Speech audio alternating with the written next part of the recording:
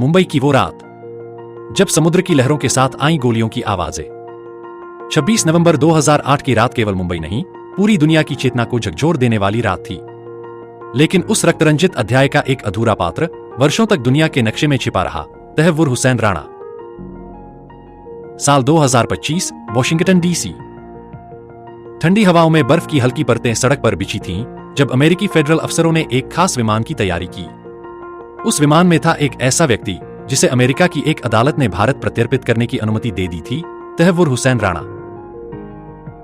तहव्वुर एक पूर्व पाकिस्तानी सैन्य चिकित्सक जिसने अमेरिका की नागरिकता भी ले ली थी। उसका नाम एक और खतरनाक शख्स डेविड हेडली के साथ जुड़ा था, जो पहले ही भारत में हमलों की साजिश में अपना गुनाह कबूल कर चुका था। भारत में वर्षों से जांच एजेंसियां इंतजार कर रही थीं उस दिन का जब यह परछाई फिर से उनके सामने होगी। राणा का नाम केवल एक दस्तावेजी आरोपी नहीं था, वो एक कड़ी था, आतंक, साजिश और पाकिस्तानी खुफिया तंत्र के बीच की कड़ी। एक अधिकारी जो उस रात मुंबई हमलों में अपनी बेटी को खो चुका था, चुपचाप हवाई अड्डे पर खड़ा था। जब राणा का विमान उतरा तो वह बोला, 16 साल लगे तुझे लौटने में, लेकिन अब वक्त है जवाबों का, इंसाफ का और उन 166 आत्माओं की मुक्ति का जिनकी सांसें तेरे खून में बहती हैं। राणा और हेडली की जोड़ी ने कथित तौर पर मुंबई में लक्ष्यों की रेकी की, जिसमें ताज होटल, ओबेरॉय, नरीमन हाउस जैसे स्थान शामिल थे।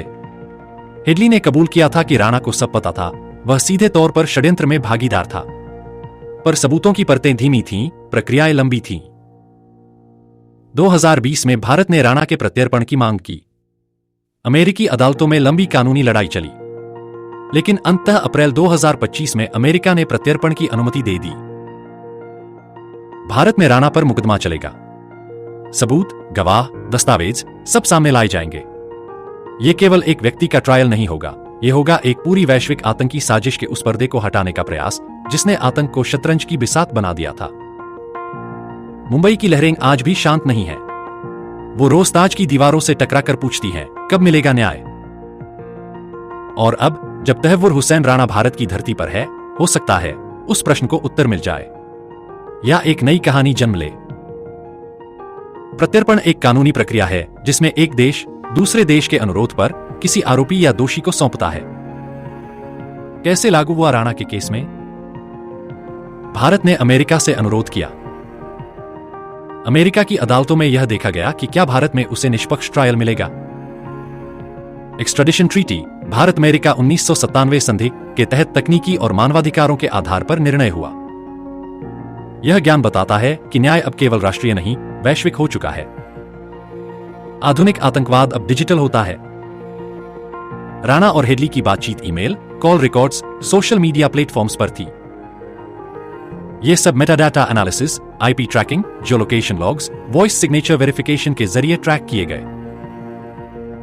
यह ज्ञान बताता है कि अपराध का कोई भी डिजिटल निशान मिटाया नहीं जा सकता, समय आने पर वह गवाही बन सकता है। एफबीआई, एनआईए, भारत, रॉ और आईएसआई, पाकिस्तान जैसे एजेंसियां अंतर्राष्ट्रीय स्तर पर एक दूसरे की गतिविधियां पढ़ती और प्रभावित करती हैं। राणा का संबंध पाकिस्तानी एजेंसी आईएसआई और आतंकी संगठन लश्कर-ई तैयबा से जोड़ा गया। यह केस इंटरनेशनल इंटेलिजेंस नेटवर्क के बीच की जंग बन गया था। यह ज्ञान बताता है कि आतंकवाद अब केवल सीमा पार हमला नहीं, बल्कि एक जटिल इंफॉर्मेशन वॉर है। अमेरिका ने राणा को वर्षों तक प्रत्यर्पित नहीं किया, क्योंकि हेडली पहले ही प्ली बार्गेन, कबूलनामे के बदले सजा में राहत में सहयोग दे चुका था। अमेरिका ने अपने राष्ट्रीय हितों और अंतर्राष्ट्रीय दबावों को संतुलित करते हुए निर्णय लिया। यह ज्ञान हमें बताता है कि न्याय सिर्फ कानूनी नहीं, बल्कि राजनयिक और रणनीतिक भी होता है। इतने वर्षों बाद किसी को सजा दिलवाना केवल पनिशमेंट नहीं होता, यह स्मृति की रक्षा और नैतिक संतुलन की पुनर्स्थापना भी होती है। यह उन पीड़ितों को मान्यता देता है जिनकी आवाज समय में खो गई थी। यह ज्ञान हमें ट्रांजिशनल जस्टिस की अवधारणा से जोड़ता है, जहां समाज अपने अतीत के घावों का इलाज करता है। ऋग्वेद में ऋतम का उल्लेख होता है, जो ब्रह्मांडीय सत्य और व्यवस्था है। यह सत्य जब बिगड़ता है तो समय उसे पुनर्स्थापित करता है, चाहे वह देर से हो। तहव्वुर राणा का प्रत्यर्पण क्या है? ऋत की पुनर्स्थापना, जहां वर्षों बाद न्याय का चक्र एक बार फिर घूमता है।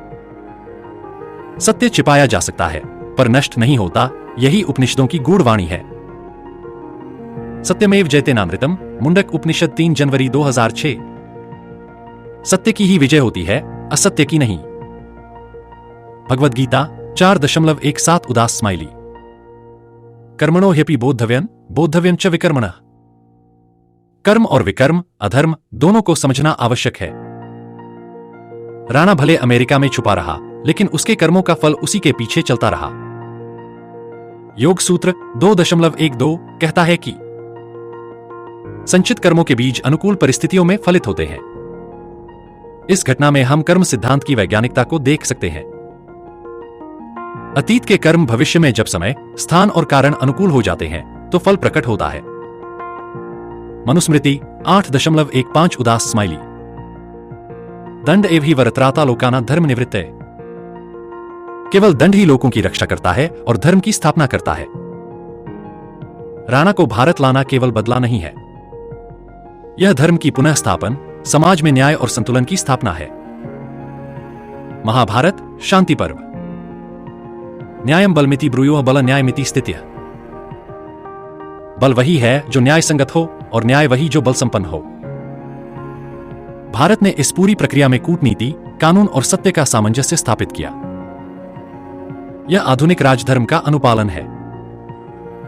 भारतीय ग्रंथों में काल, समय को केवल घड़ी का नहीं, चेतना का चक्र माना गया है।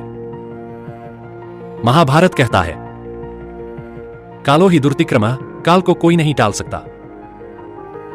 राणा का देर से पकड़ा जाना, लेकिन अंततः लौटना, यही काल का न्याय है।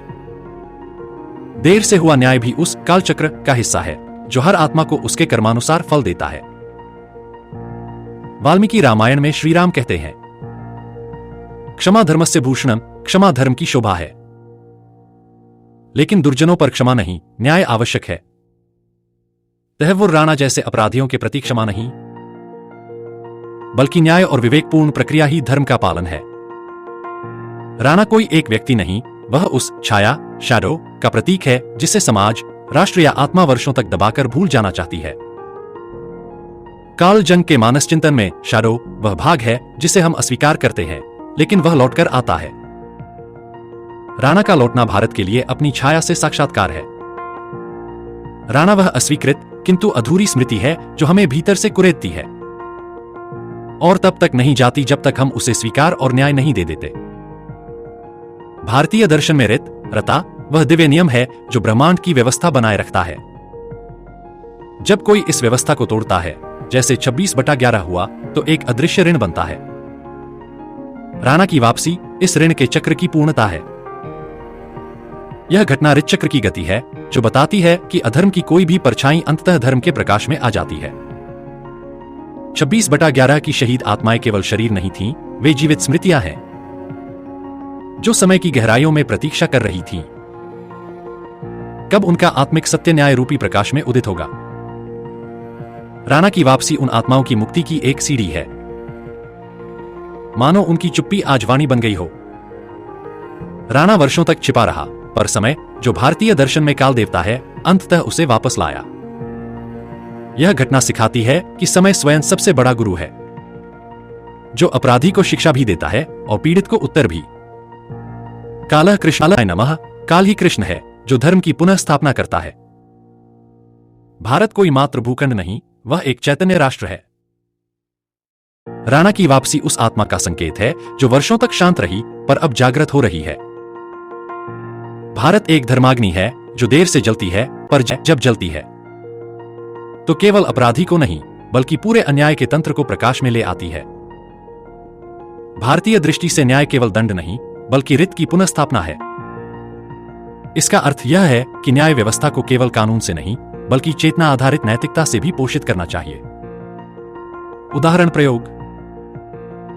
न्यायपालिका और शिक्षा तंत्र में न्याय चेतना शिक्षा शामिल की जा सकती है, जिसमें कर्म, धर्म, काल और क्षमा जैसे वैदिक सिद्धांत पढ़ाए जाएं। 26/11 जैसा अपराध केवल व्यक्ति का नहीं था, यह समाज की सामूहिक चेतना में एक अवरोध बन गया था।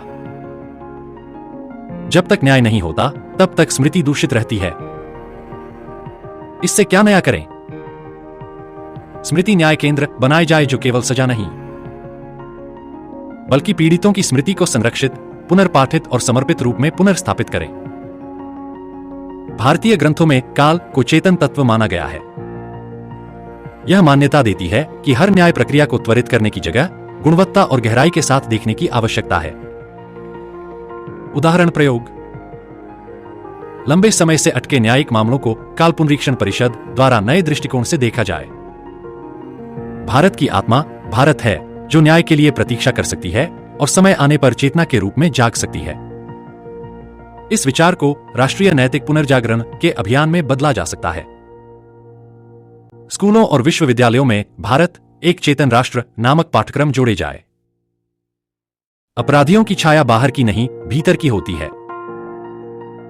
हमें शैडो सर्वेलेंस की नीति बनानी होगी, जहां हम केवल अपराध न रोकें, बल्कि उन मनोवैज्ञानिक, सामाजिक और आध्यात्मिक कारणों को भी समझें जो आतंक की ओर ले जाते हैं।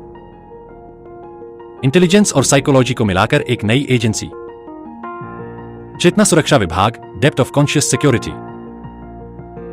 हमें ऐसा न्याय तंत्र चाहिए जो न सिर्फ सजा दे, बल्कि आत्मिक सुधार का अवसर भी दे। जेलों में ऋग्वेद न्याय ध्यान शिविर, अपराधियों को ध्यान, योग और उपनिषद अध्ययन के जरिए पुनर्जीवन का अवसर।